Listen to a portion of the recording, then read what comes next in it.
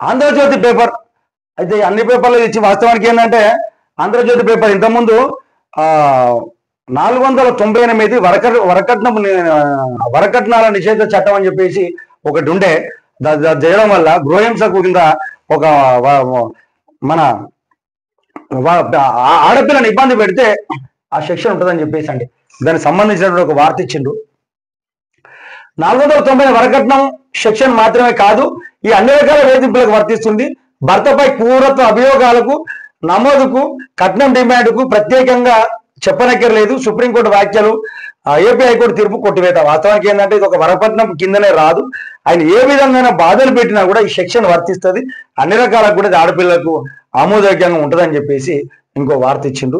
ఇంకోటి, చంద్రబాబుతో పంచాయతీ కేసీఆర్ వల్లనే వచ్చింది అని చెప్పేసి ఈయన ఒక వార్త. వాస్తవానికి ఏంటంటే గతంలో కూడా మన రాజశేఖర రెడ్డి ముఖ్యమంత్రి ఉన్నప్పుడు హరీష్ రావు వాళ్ళకు ఫైట్ చేయలేదు.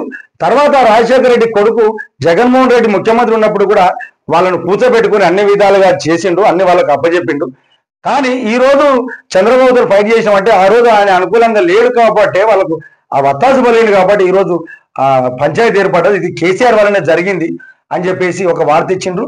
ఈ రోజు స్థానిక సంస్థల ఎన్నికలపై బీసీలతోటి సీఎం భేటీ అవుతాడని చెప్పేసి ఒక వార్త ఇచ్చిండు. వాస్తవానికి ఏంటంటే స్థానిక కోటాలో బీజేపీ బీసీల కోటపై చర్చ, ప్రజాభవన్ లో సమావేశం, పాల్గొన్న పీసీ చీఫ్ టీపీసీతో సమావేశం వాయిదా పడ్డదని చెప్పి ఉండేదానికి సంబంధించినట్టు వాయిదా పడ్డదని చెప్పేసి ఒక వార్త ఇచ్చిండ్రు. ఇది ఒకటి చూడాల్సిన అవసరం ఉంటది. ఇంకోటి, ఇదైతే మరి విడ్డూరమో లేకపోతే ఏమైందో అర్థం కాలే. వాస్తవానికి ఏంటంటే మన వరంగల్ జిల్లా పాత ఉమ్మడి వరంగల్ జిల్లా భూపాలపల్లి, ఇప్పుడు సపరేట్ భూపాలపల్లి ఒక జిల్లా ఉన్నది. దాంట్లో కాళేశ్వరం అనేది గత ప్రభుత్వం ప్రతిష్టాత్మకంగా అమలు చేసినటువంటి ప్రాజెక్టు. ప్రతిదీ ఏ వ్యవస్థ చూసినా కాళేశ్వరాన్ని బూచిగా చూపెట్టి కాళేశ్వరం వల్లనే నీళ్లు వస్తాయి, కాళేశ్వరాన్ని ఎక్కువ మొత్తంలోనే వస్తుంటాయి అక్కడ. దీనివల్ల అన్ని తెలంగాణలో సస్యశ్యామలం అవుతా ఉంటది. దీన్ని మంచి పెద్ద మొత్తం నిర్మించాలి. దేశంలోనే ఎక్కడ నిర్మించలేదు, ఇక్కడ నిర్మిస్తున్నాము, ఇది అందరికీ ఆమోదయోగ్యంగా ఉంటది అని చెప్పేసి గత ప్రభుత్వంలో టిఆర్ఎస్ ప్రభుత్వము కేసీఆర్ గారు ముఖ్యమంత్రి, హరీష్ రావు గారు భారీ నీటి పారుదల శాఖ మంత్రిగా ఉండే కార్యక్రమాన్ని భారీ ఎత్తున ప్రచారం చేసిండు. కానీ తర్వాత ప్రభుత్వం అయిపోయిన తర్వాత, మన కొత్త ప్రభుత్వం వచ్చిన తర్వాత అది దాని బ్యారేజ్ యొక్క డిజైన్ బాగలేదు, అది చిత్ర వ్యవస్థలో ఉన్నది, అది వంగిపోయింది, దీనిలో అవినీతి జరిగిందని చెప్పేసి ఆ భూపాలపల్లి వాస్తవ్యుడు రాజలింగం కోర్టులో పిటిషన్ వేసిండు. పిటిషన్ వేస్తే అది నిన్న కాక ఇవాళ కోర్టుకు వచ్చే సందర్భంలో ఆయన హత్యకు గురైండు, ఆయన చచ్చిపోయిండు. ఏంటంటే 1.30 లక్షల కోట్ల అవినీతి జరిగింది. ఇది ప్రజా యొక్క ధనం అంతా అప్పుడు ప్రభుత్వాలు వీటిని దుర్వినియోగం చేసి వాళ్ళు అవినీతి చేసిండ్రు. దీనిపై ఎంక్వైరీ చేయాలి, ఎంక్వైరీ చేసి వాళ్ళను కోర్టులో గీడ్చి వాళ్లకు ప్రజలకు న్యాయం చేయాలని చెప్పేసి కేసేసిన వ్యక్తి ఈ రోజు హత్యకు గురైండు. అది ఎందుకు హత్యకు గురైండు అర్థం కాలేదు. ఎందుకంటే ఇన్ని రోజులు బాగానే ఉన్నాడు, ఎప్పుడైతే కోర్టుకు పోవాల్సిన సందర్భం వచ్చిందో ఆయనను హత్యకు గురైండు. ఇది మరి ఏ విధమైన హత్యనో ప్రజలైతే వేరే విధంగా చర్చించుకుంటున్నారు. ఎందుకంటే ఇది ఆ దృష్టి దీని మీద ఎంక్వైరీ జరుగుతుంది, అన్ని విధాలా జరుగుతుంది. ఈ రోజు దానికి సంబంధించినటువంటి ఒక వార్త ఇచ్చిండ్రు. అది ఏంటంటే పాపం ఈ చర్చకు రావాలి, చర్చకు రాకపోయినా కాకపోతే ఏమంటుంది, ఇప్పుడు దానికి సంబంధించిన కోర్టు హైకోర్టులో కేసు ఏమంటారు, ఆయన చచ్చిపోయిన దానికి ఇంకా ఎంక్వైరీ ఎట్లా చేస్తాము, ఇప్పుడు వ్యక్తి అయినప్పుడు ఎంక్వైరీ ఎట్లా చేస్తామని చెప్పేసి ఆయన చెప్తా ఉన్నాడు. కానీ ఆయన తరపున న్యాయవాది మాత్రం దానికి ఆధారాలు మేము చూపెడతాము, చచ్చిపోయినా కూడా ఆధారాలు ఉన్నాయి చూపెడతాం అంటే అది ఈ నెల 24 వాయిదా వేయబడ్డది. దానికి సంబంధించిన ఒక వార్త ఇచ్చిండ్రు. ఇది ఒక్కసారి మనం చూసుకున్నాం. ఎందుకంటే ఇది రాష్ట్రం మొత్తమే అతలాకుతలమైనటువంటి వార్త, ఇది చర్చించుకోవాల్సినటువంటి వార్త, ఇది ఎందుకు ప్రజలు తెలియవలసినటువంటి ఒక వ్యవస్థ.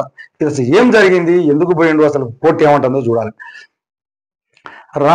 లింగమూర్తి చనిపోయాక రాజలింగమూర్తి చనిపోయాక విచారణ ఎలా సాధ్యమవుతుంది, ఆయా అంశాలపై వాంగ్మూలం వివరిస్తారు, ఫిర్యాదు విచారణార్థం కాదన్న హైకోర్టు. మేడిగడ్డ వ్యవహారంలో కేసీఆర్ పిటిషన్ పై విచారణ 24 వాయిదా. మేడిగడ్డ కుంగుబాటుపై దర్యాప్తు జరపాలంటూ ఫిర్యాదు దాఖలు చేసిన రాజలింగం గురుమూర్తి మృతి చెందిన నేపథ్యంలో అది ఎలా విచారణ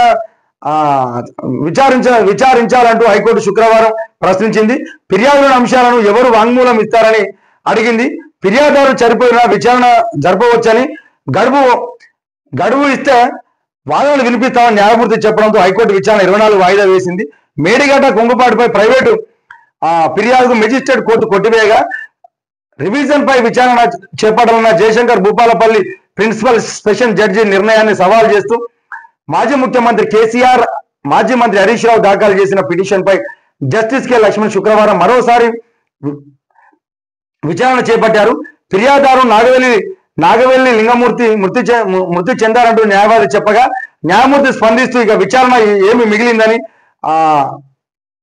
మిగిలిందని ఎవరి ప్రశ్నించాలని చెప్పేసి అంటే పబ్లిక్ ప్రాసిక్యూటర్ పల్లె నాగేశ్వరరావు అభ్యంతరం వ్యక్తం చేసి ఇది విస్తృత ప్రయోజనాలకు సంబంధించిన అంశమని 1.30 లక్షల కోట్ల దుర్వినియోగం జరిగిందని ఇప్పటికే ఫిర్యాదుపై విచారణ కొనసాగించవచ్చని తెలిపారు. న్యాయమూర్తి జోక్యం చేసుకుని ఫిర్యాదులోని పూర్వపరాల్లోకి వెళ్ళవద్దని ఎలా విచారిస్తామో చెప్పాలని రాజలింగం గురుమూర్తి మెజిస్ట్రేట్ కోర్టులో ఫిర్యాదు చేస్తే తదుపరి ఇది లేదంటూ కొట్టివేసిందని దానిపై రివిజన్ దాఖలు చేయగా జిల్లా జడ్జి విచారణ అనుమతించారని జిల్లా జడ్జి నిర్ణయాన్ని తాము సమర్థించి ఫిర్యాదుదారు మృతి చెందిన పక్షంలో విచారణ ఎలా సాధ్యమని చెప్పేసి హైకోర్టు ఇచ్చింది. ఈయన కాకపోతే ఇంకా 4 కోట్ల మంది ప్రజలు ఉన్నారు, వాళ్ళు లేచం చూద్దామని చెప్పేసి ఒకటి అంటారు. ఎందుకంటే ఇది ఎందుకు జరిగింది ఏందో ప్రజలు ఆలోచిస్తూ ఉంటారు. చూడాలి. ఇప్పుడు ఒక్కొక్కరు ఫామ్ హౌస్లు ఉండే ఫామ్ హౌస్కి వెళ్ళి బయటికి వెళ్ళిన తర్వాత హత్య జరిగిందని చెప్పేసి అంటా ఉన్నారు. మరి ఇది ఏం హత్యనో ప్రజలు నెగ్గు తెలుసుకో అవసరం ఉంటుంది, ఆలోచించాల్సిన అవసరం ఉంటుంది. ఇక మనం చూడాలి.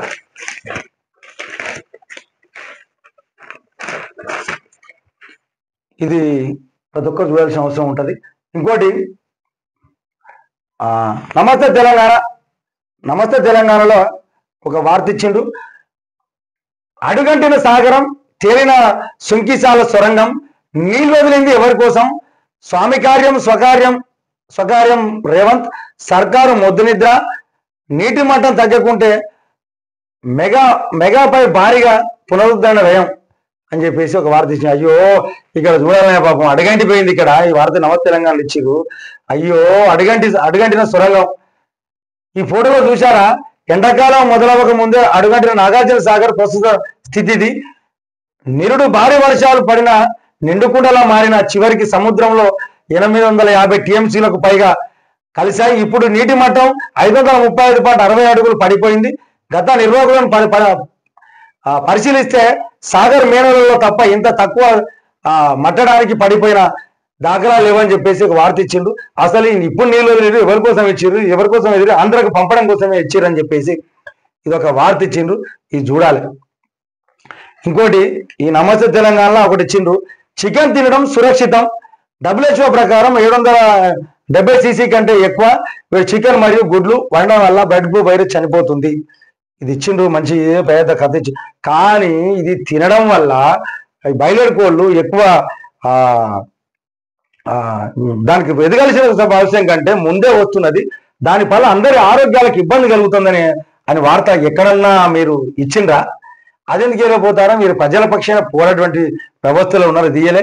ఇది అడ్వర్టైజ్మెంట్ మాత్రం బ్రహ్మాండంగా ఇచ్చిండ్రు. ఇది ఒకటి చూడాల్సిన అవసరం ఉంటుంది. ఇక ఒక నట పాపం నిన్న గాంధీ భవన్ ముట్టడించిండు అట పాపం. ఎందుకంటే రుణమాఫీ పూర్వకంగా బోను అని చెప్పేసి అన్నదట. అరే మరి యుద్ధం ముందు కూడా కేసీఆర్ ఇంటి ముందు కూడా ధరలు చేయాల్సిన అవసరం ఉండే. డబుల్ బెడ్రూమ్ వేయలేదా? డబుల్ బెడ్రూమ్ ఇచ్చేదాకా కూడా మిమ్మల్ని వదిలిపెట్టేది లేదు. మీ ఇంటికానే కూర్చుంటాం, మీ వాడకానే కూర్చొని మిమ్మల్ని కలుపుతాం. ఆ దాఖలాలు ఉన్నాయా ఎక్కడన్నా? ఇక్కడ మాత్రం ఒకటి చూపెట్టిండు. మరి ఇది మీరు రాజకీయాల కోసం చేస్తారా లేకపోతే ప్రజలను దృష్టిలో పెట్టుకుని చేస్తారా? ఇక చూడాలి, గమనించాలి. ఒకనో చికెన్ తినొద్దాయంటే మీరు బాగా వండి తినరా, ఏం కాదని చెప్పేసి ఇక్కడ చేపట్టే. మరి ఇంకా ఏం చేస్తారో చూడాలి. కొత్త మెడికల్ కాలేజీలో డాక్టర్ల కళ నెరవేరిందని చెప్పేసి ఇంకో వార్త ఇచ్చిండు. ఇది చూడాల్సిన అవసరం ఉంటుంది. ఈ రోజు వార్తలు మరిన్ని వార్తలతోటి రేపు మేము ముందుకు వస్తాం.